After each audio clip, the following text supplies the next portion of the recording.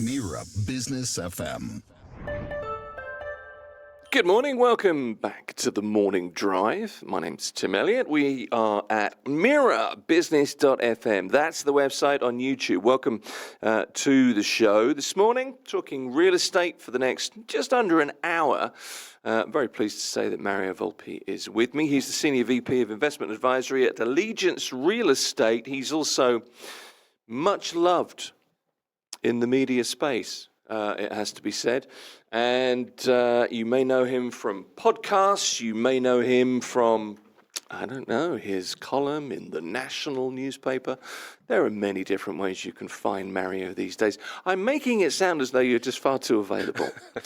And I didn't mean it that way. Good morning, Tim. Nice to see you, Mario. Well, I always try to be available where possible. And yes, it's very easy nowadays with the internet. You just got to bung the person's name in and that's it. It all comes up, doesn't it? It's true, but you've been a columnist at the National for years. Your podcast does very well. Name of the podcast, by the way? It's Dubai Property Podcast. There you go. Okay, number one everywhere you look and everything else, and I'm pumping you up here. Yeah, well, I mean, number one, that's debatable, obviously. I can say that we're the most comprehensive catalogue. We've done close to 450 episodes. How many years is that? I started it in late January 2023. Right. And it was weird because I got an email from this guy saying, you know, I'm wanting to start up a podcast. Would you be interested? And what I learned over the years over doing journalism and writing for journalists, or at least contributing, is that there's two questions I always ask a journalist. What's your deadline?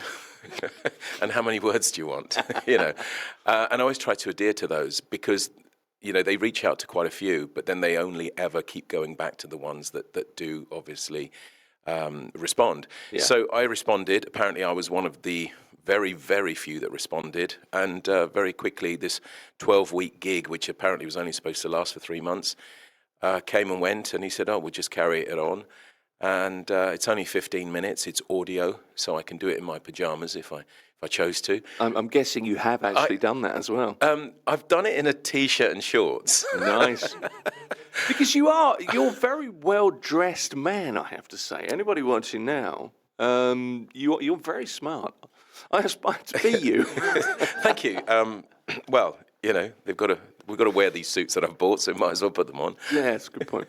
But the thing is about that, and you make a good point, the number of words, the deadline thing is so important because in all things podcast, it seems to me, it's about consistency. It's about creating content regularly. No, definitely. And, sometimes I think, goodness me, because I do it twice a week, and we've got to come up with at least 3, possibly 4 talking points every time.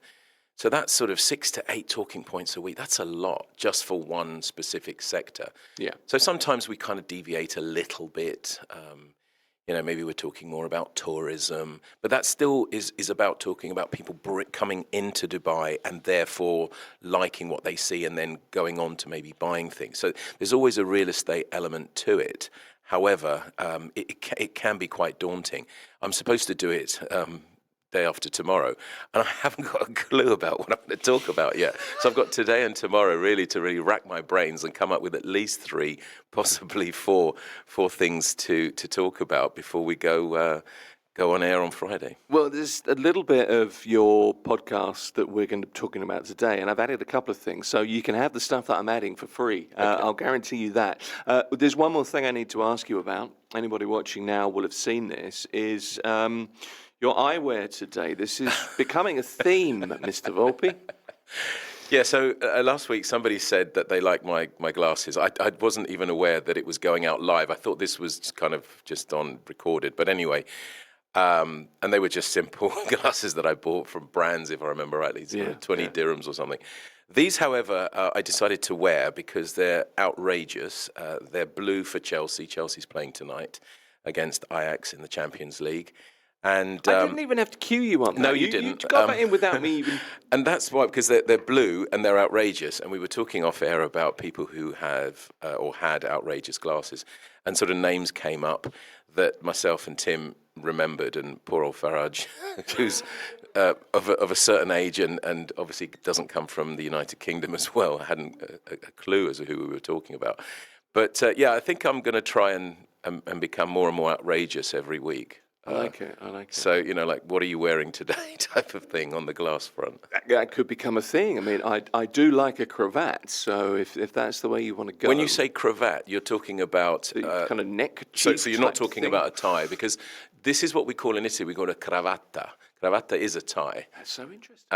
And I think maybe in French, maybe a cravat is a tie as well. Okay. But I know what you're talking about. You're talking about like a foulard, sort of like a silk scarf that you tie. Is that what you mean by a and then it cravat? kind of goes into the front of your shirt, but it's sort of... And you it's sort boof of, it out. Yeah, you boof it out. It kind of blossoms. And that's a good look. It's a look I can't do, but there are many I can't Listen, do. it's difficult enough to get the agents in the company to wear a suit, let alone trying to get them to wear a cravat. So let's see. Actually, that's a good point. I mean, you are, and I'm be a little bit more serious for a moment. You are a well-dressed person, a well-presented guy. That's, I guess, partly from Italian heritage. Italian men classically, I always think, look far better than persons of my nationality. Let's put it that way.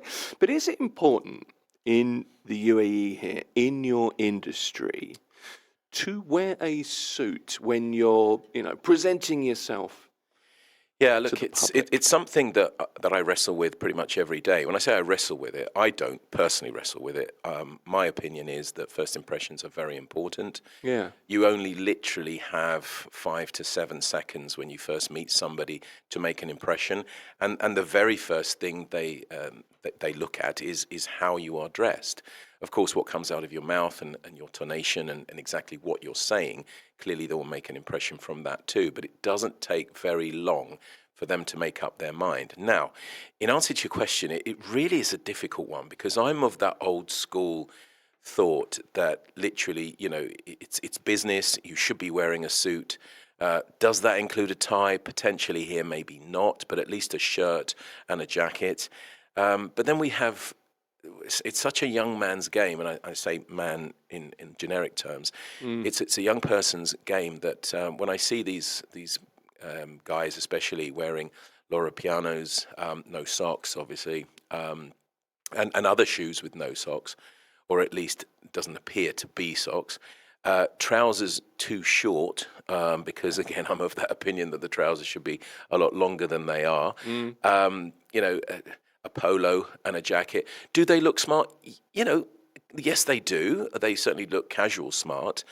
But there's nothing about a person turning up in a suit, in my opinion. Then I started to think, okay, it depends on also the client. If the client is of an older generation, they would appreciate a suit more so than, say, a younger couple, perhaps.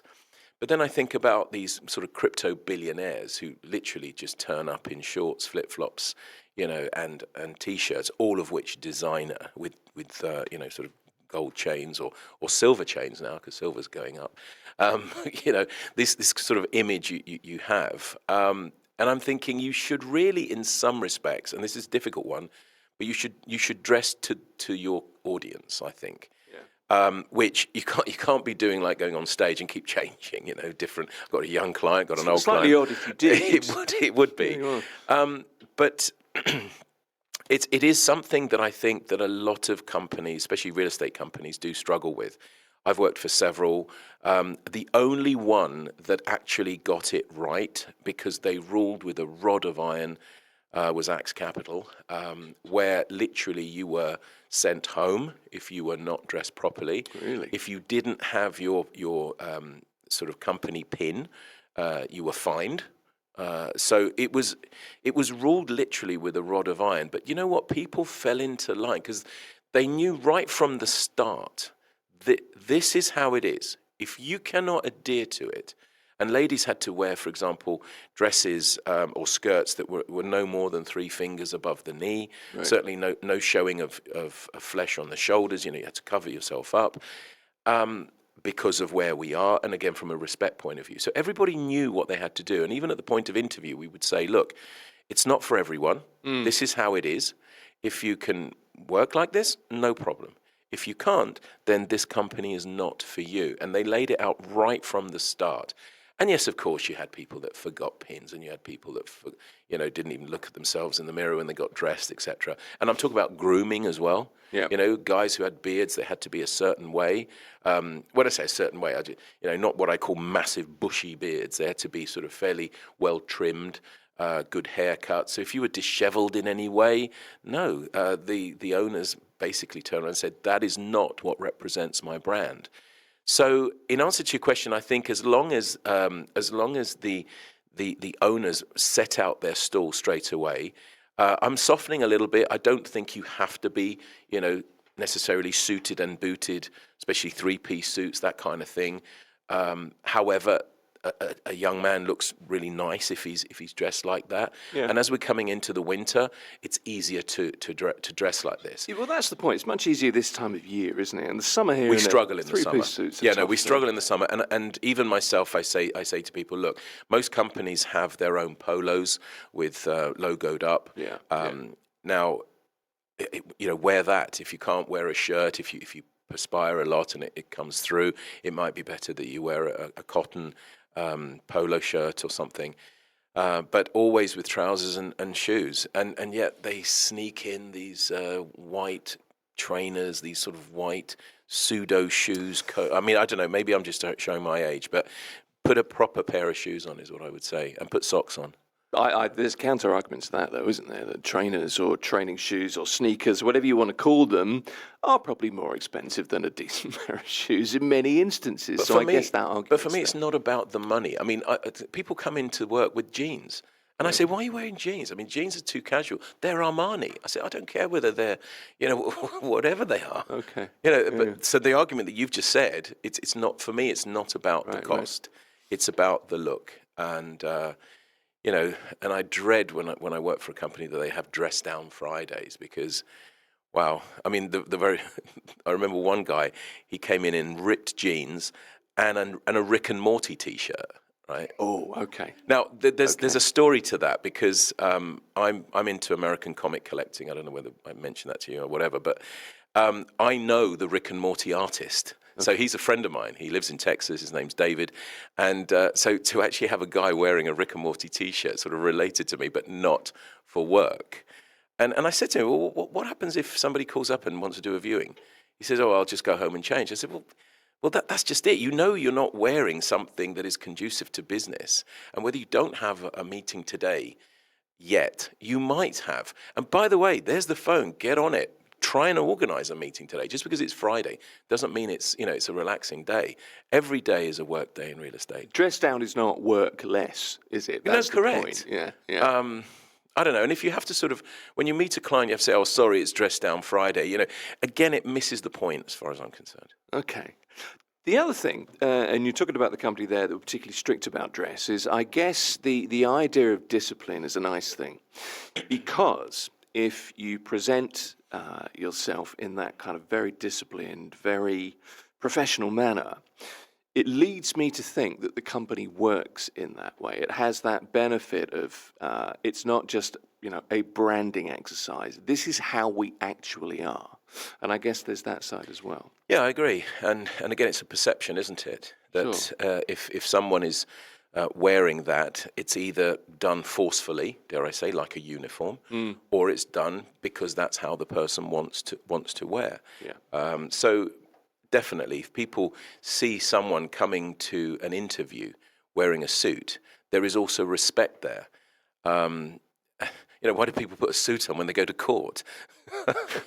Just thought I'd bring that up. I have that every time I wear a suit. I always get that. So when's your court appearance? No, I know it's a joke in the UK. I rarely wear them. Yeah, it's a good point. It's an interesting point, actually. It's not something that I was going to bring up today. Let's move to real estate issues or real estate related issues. I was talking to somebody earlier this week about the oncoming approach of Etihad Rail and the impact that's going to have on real estate. here in the Emirates. And I thought it was something I could just very quickly ask you, actually. If you do live near an Etihad rail station, people live near metro stations and have seen values increase, it's the same really for the railway, isn't it? No, definitely. I mean, it started obviously with the metro, and we saw what happened there with all the sort of stations. The real estate that is near to a station, or at least walking distance to a station. It's about convenience, isn't it? Now, whether it's rentals or whether it's sales, it just makes it more saleable. It makes it more rentable. There are more people who particularly, will want to go and look at it and hopefully take it. And Etihad Rail, for me, is a game changer because it links up Oman through the Emirates all the way up to Saudi Arabia. Now, initially, it's going to be a cargo-led platform, as it were, from next year. But I believe the passenger side of things will actually start in 2027. And it's going to make, for example, commuting to Abu Dhabi much easier, quicker, and safer, obviously. And it means you can get on and either snooze on the train or you can get on and do some work.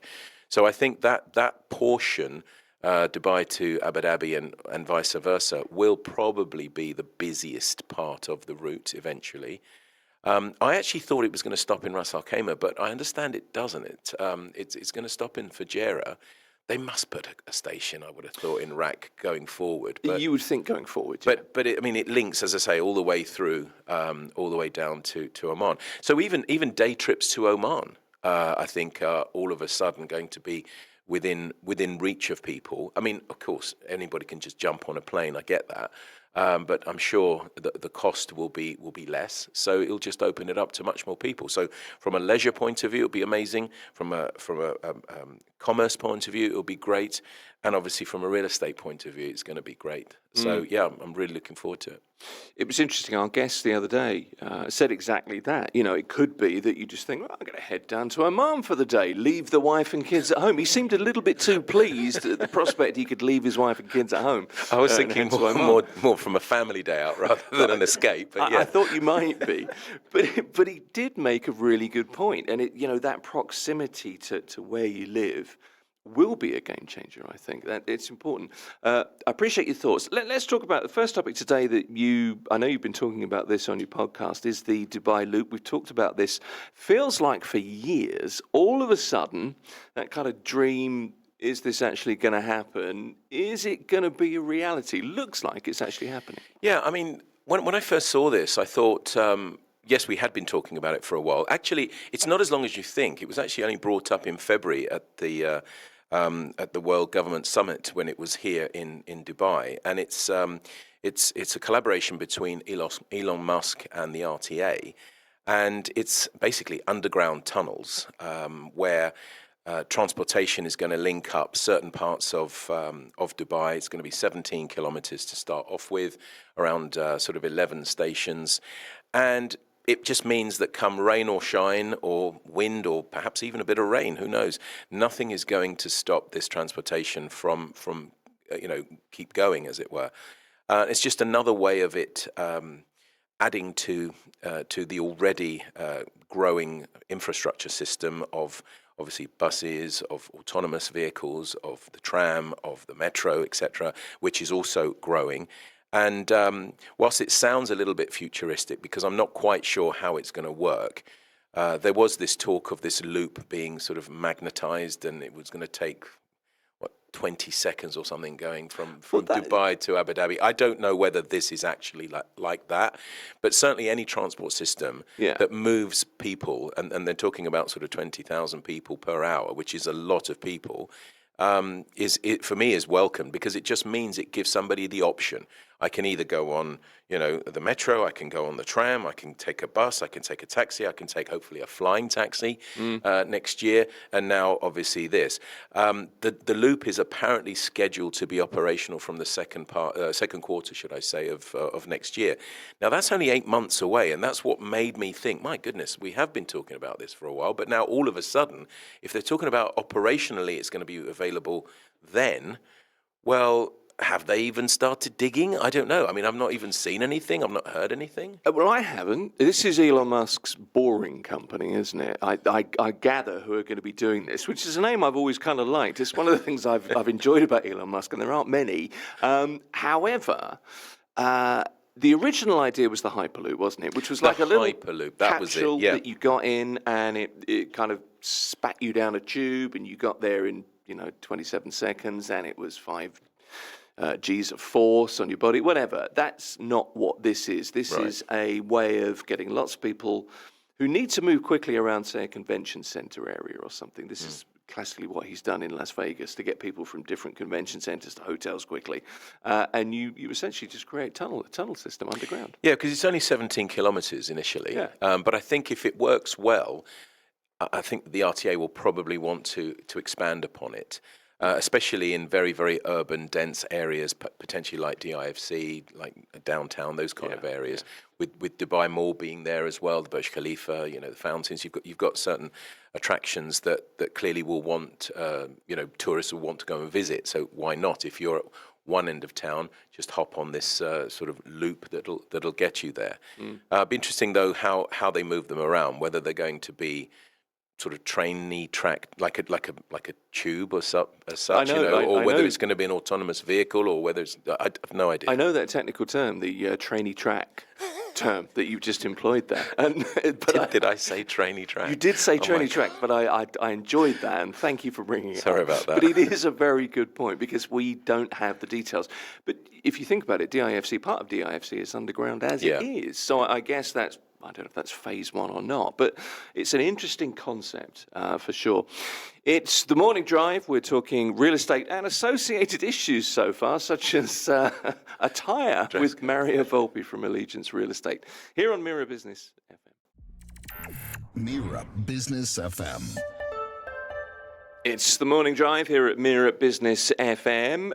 Couple of technical problems with the WhatsApp this morning. WhatsApp.mira.fm generally finds it. I think it's a little bit jammed up. It could just be, very simply, that Mario is more popular than he realizes, and, the ladies are clamoring. I don't know. Oh, my goodness. It could be that, but if you do text us and get through, that would be great. If you don't get through, I will come back to you and we'll address the question next week, if it doesn't come through today.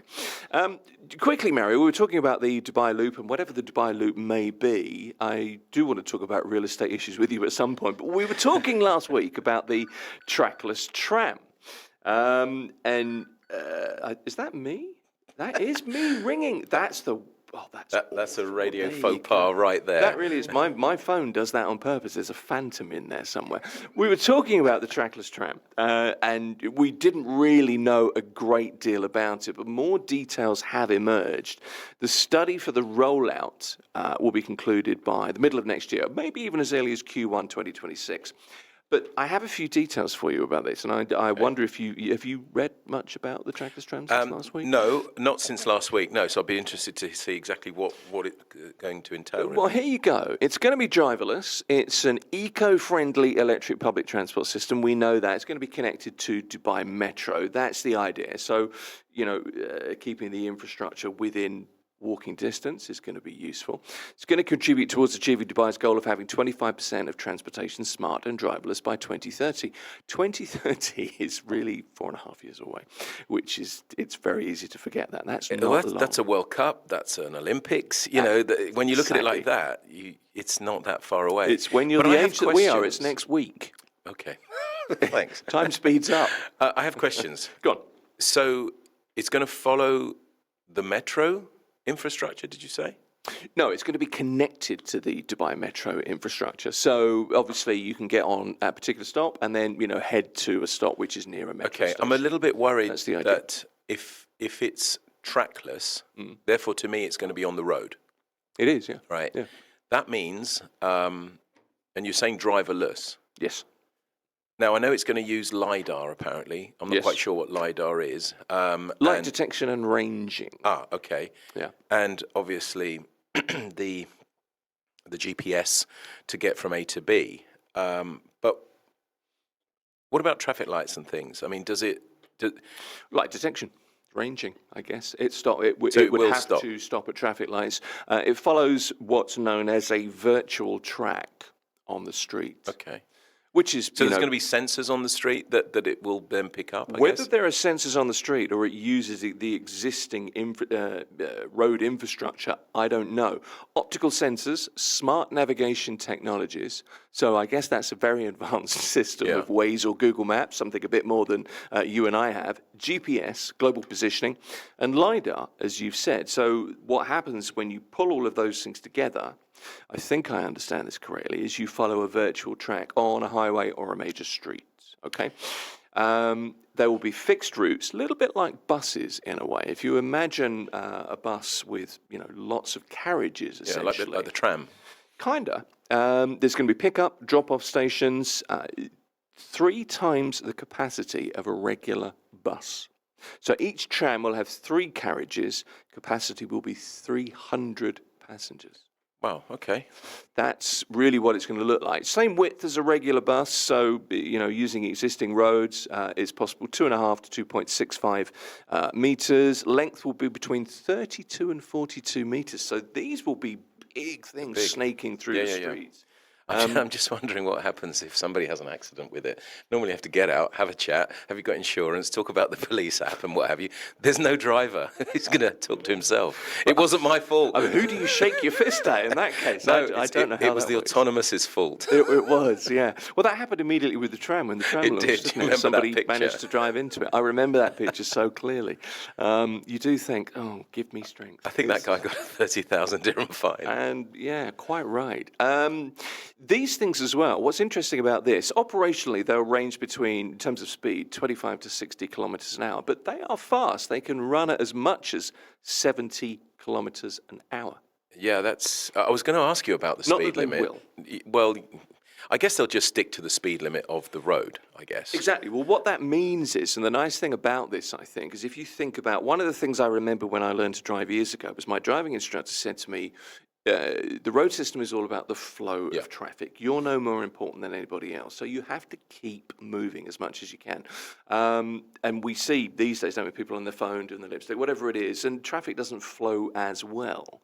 And one of the things about this is if you have an operational speed range, 25 to 60 kilometers an hour, naturally that will allow for the road, the flow of the road. So you can understand where it fits in with traffic, I think, quite easily. Very interesting. The tram, by the way, runs around about 20 kilometers an hour, so relatively sedate. Yeah, when I see the tram around the marina, sometimes I often think that I can actually run faster than that, even at my age.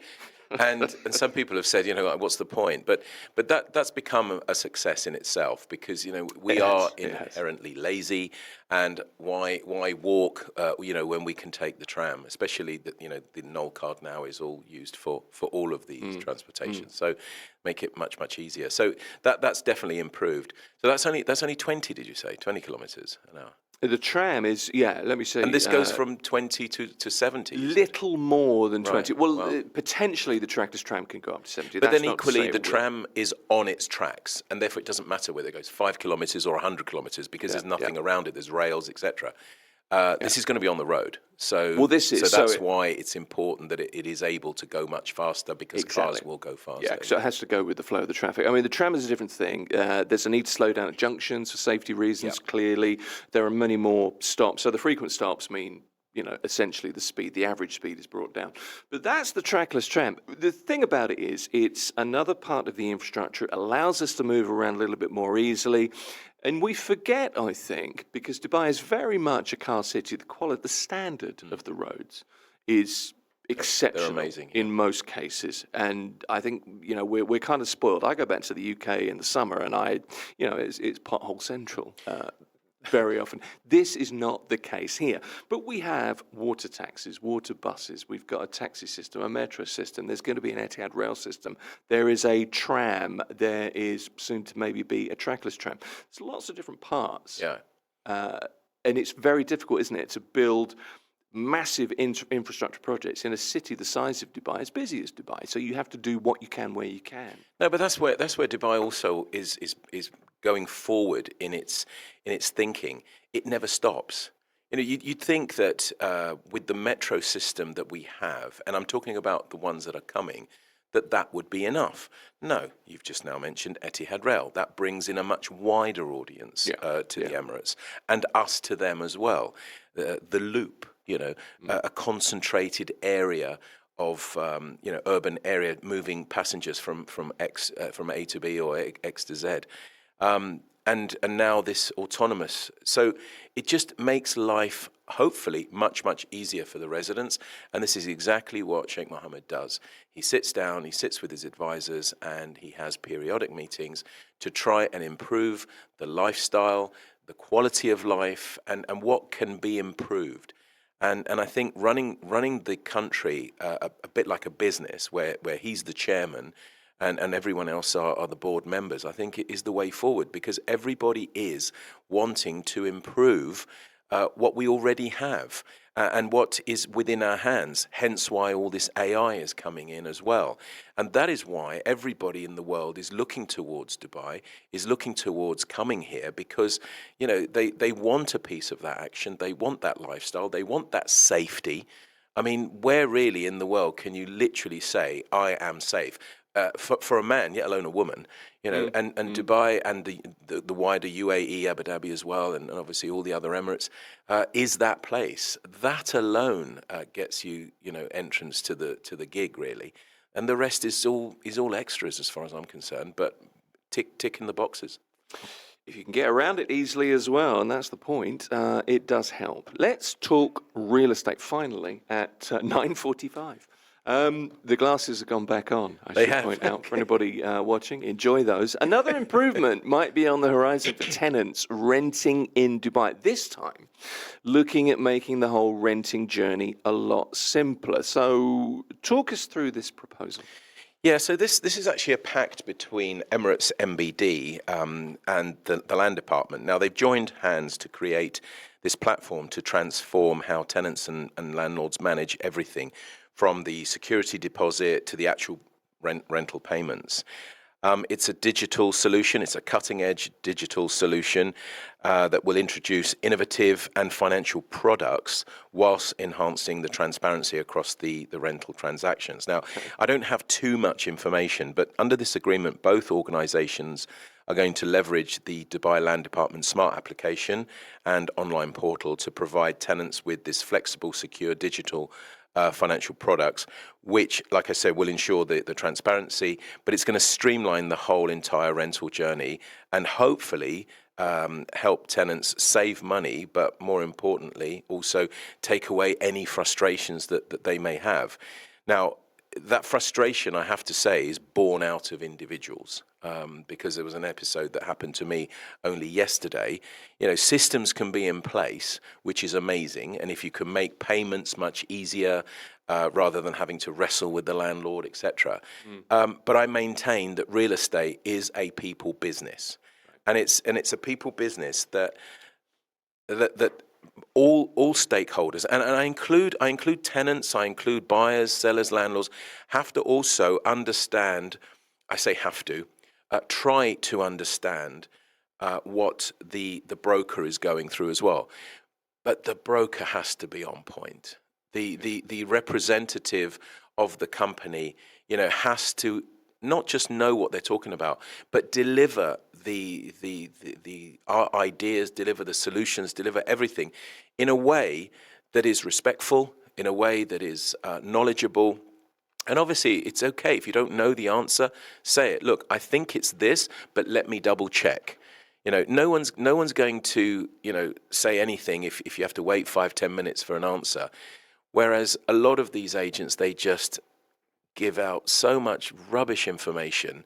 They don't do their due diligence, and like I said yesterday, I actually withdrew from a deal purely and simply because of the attitude of the representative that was talking to me. This is the principle of it, though, isn't it? It's the principle of being professional when you're dealing with people. Well, we started the show with the suits, so from that point of view, that's a visual way of being professional. But it's about how you come across. I said before, it takes only 6-7 seconds to make that first impression. And literally on this, I mean, I never met this guy. This was over the phone. I was absolutely incensed on how he was speaking to me. Just absolutely zero respect, not listening to me, talking over me, and justifying every single thing. I mean, I was going through a contract, to be very honest with you. Right. But, you know, when you go through a contract, that's a negotiation. Now, if the other person is at the stage that I am not changing the contract at all because I'm not able to, then maybe I'm not talking to the right person. But instead of guiding the client in a way, no, completely disrespecting, completely talking over, shouting and arguing, and I'd had enough of it. So that completely put me off the deal. Yeah. And so this is a lesson to anyone.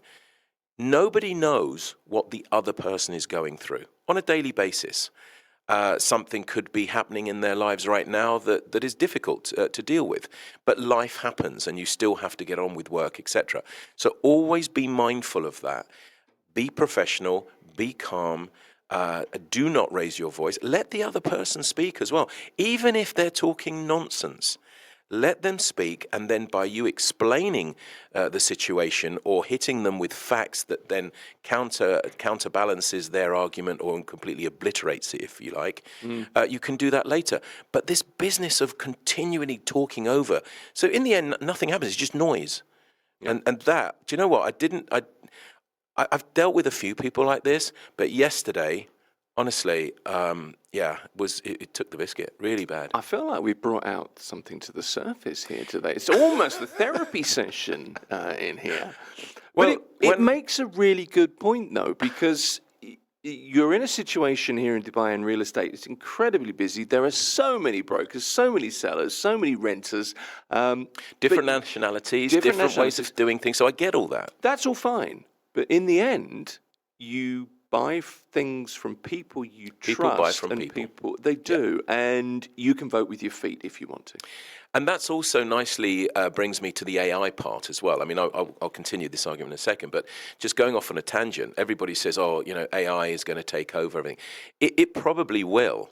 But in real estate, there will be, albeit a small element, of individuals still in real estate, humans, I mean, who add that nuance, who add that final, you know, negotiation, that trust, that perhaps an AI humanoid or whatever you want to call them may not be able to offer.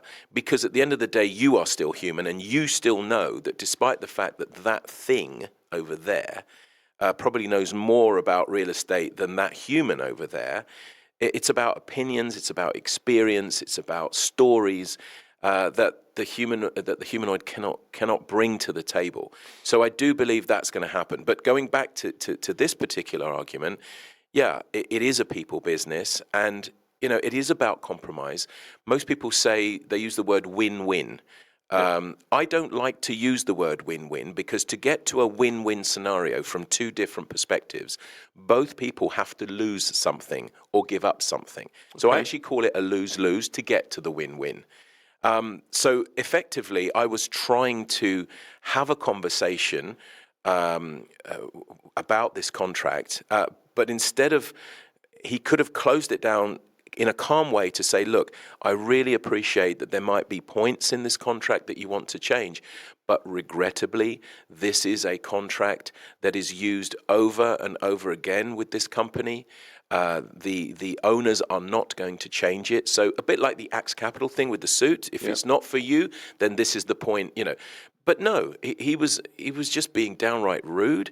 And anything I was saying, again, he was talking over me. So there's ways to handle people is what I'm trying to say. Maybe that comes from maturity.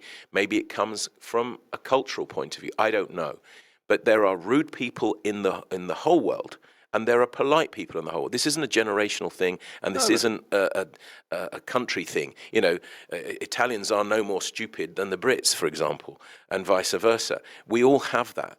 But equally, Italians are not all pizza makers. We do have brain surgeons as well, and vice versa. Just thought I'd get that out there as well. However, it's about perhaps how you've been brought up, how you've been managed, and what you've been allowed to get away with.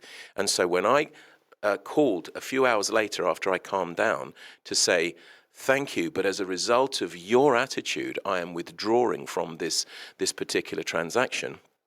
made me feel really good. I Really bet. did. Yeah, I bet. And I went out on a limb because I didn't have anything else. But just now I've received a text from my wife to say the property that we saw last night has also been accepted. So all's good. Good for you. Do you feel better now? Do you feel like it's out there a little bit? I could make you feel even better. No, I'm not that kind of person. I went through a divorce. My friend used to say, "Oh, we need to talk about it." I talked about it. This is hundreds of years ago, as it were. But I never felt better about it. No. Good for you. I like to share it. That's what I do it. I have to say at this point, a world without pizza would be a very poor world, Mario. So thank you to those Italian pizza makers. That's a huge contribution. Yeah, there you go. Bread, tomato sauce, and cheese cooked. Yeah. Wow. The simple one, the margherita. Exactly. That's, by the way, my favourite. With a little bit That's of the original anchovy one. on there. That's a pizza. Yeah, that was named after the Queen Margherita, who came to Naples, and they made this dish especially for her, and that's why it's called Pizza Margherita, after the Queen of Italy. I knew there was a reason why we invite you every Wednesday morning. Mario Volpi is here from Allegiance Real Estate. We've got 5 minutes, and I lots of things I wanted to talk to you about, but we've not got to all of them, so we'll maybe hold them over for next week. But one of the things in your podcast this week was you were looking at Damek Hills 1, and you kind of put it under the spotlight, really. But I just wanted to ask you about it because it's more than like a golf course, you know. As is the thing here in Dubai, we're seeing more and more, not just places you can live, places you walk in, you can see yourself there, so you think this is for me. This is about the whole building, you know, master building a community. Yeah, I mean, Damek Hills 1, obviously, when it first came out, again, people think it was in the middle of nowhere, same like Damek Hills 2, but Dubai is growing in such a way. I remember when Arabian Ranches 1 seemed to be like in the middle of the desert. This is before Sakim Road was even made. It was the sticks. Yeah, it really was. And it wasn't far from Studio City, where we used to go to Absolutely as well. right, yeah. Another story. But anyway, so Damek Hills 1, I think, has succeeded in inputting all the things that people need. You know, it's got a school, obviously the Trump International Golf Club, retail options, villas, apartments, townhouses, and everything is there at a much, dare I say, more affordable price point than its sort of competitors, for want of a better word, like, for example, Arabian Ranches or Jumeirah Golf Estates. I mean, Jumeirah Golf Estates is very, very expensive, but then again, that's got more than just one course. The Trump International Golf Club is a success. It's a great course. I'm not a golfer, but I've been told it's really good. And that alone has brought that focal point. But like I say, it's got so many other things attached to it at a much more affordable level. And the success of the quality of the build, and obviously all these developers, they learn from a previous project. So what didn't work before, they get it right. And of course, they've had healthy capital appreciations. So, I mean, if we look at, for example, in 2020, a 4-bedroom sort of villa could have cost between sort of 2.8 to 3.2 million. Nowadays, that's sort of up 35-50% towards 4.2, even up to 4.8 million. So, and that is true for the apartments and the townhouses. I mean, that's generally the talk of the whole of Dubai since COVID, within reason. But nobody would want to keep wanting to buy there or wanting to live there if they hadn't got all the ingredients right, all the peripheral bits, as it were. You know, they've got clinics there. They don't have a hospital, like, for example, Dubai Hills has King's College, as it were. But they still have clinics. So you have everything you kind of need from a day-to-day point of view, also with their retail shops. Big shops, well, obviously you can go to a bigger supermarket, but the rest is all there. Yeah, you're quite right.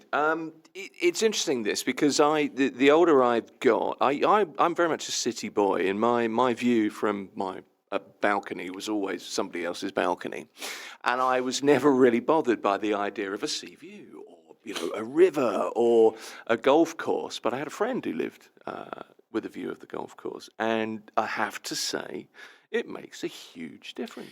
Yeah, look, and that's why prices are much higher for views, verdant views specifically, and green views are important in Dubai because we're a desert. So everything is, I'm not going to say it's artificial because it's real grass, but, you know, it wasn't it didn't grow there, as it were. Yeah. So to then have it in front of you is a bit of a candy for the eyes, really. Let's put it that way. Sea views, marina views, all these things add to the prices. And that's why premiums are met for something that's either on a higher floor or something with a view. And interestingly, the place I'm about to move to doesn't have a view, but I think like anything, with prices going the way they are, it's all about trying to stay in the same location, but to sort of save money, as it were. So, when you've been here perhaps as long as I have, I've been here 17 years now, it would be nice to have a sea view, it'd be nice to have a glimpse of the marina or whatever. But as long as you've got view of life, and that's why things on Sheikh Zayed Road go so well. Yeah, they do. They do. If you said, "Oh, I'm buying an apartment on a motorway in the UK," they say you're crazy. And yet, anything on Sheikh Zayed Road is a premium. We noticed that on the Shoba launch last week, and obviously on the Omniat launch, etc. So all of that really, really good, and people go for it as long as there is life. I like that view of life. That is my takeaway from today. There have been many, of course. The hirsute and very well-dressed Mario Volpi, Senior VP Investment Advisory at Allegiance Real Estate.